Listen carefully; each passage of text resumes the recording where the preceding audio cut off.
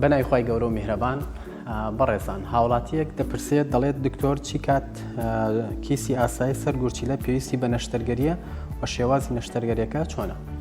سڵاو طبعاً مەرج نییە هەموو کیسێکی سەرگورچیلە پێویستی بە نەشتەرگەری بێ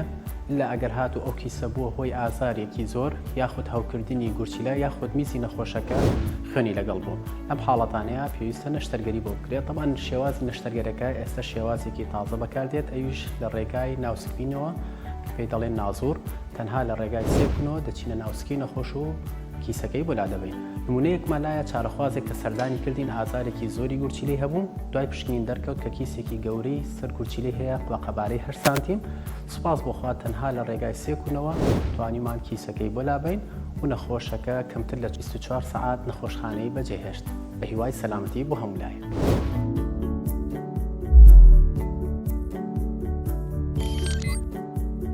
میهرەبانی دڵسۆزی و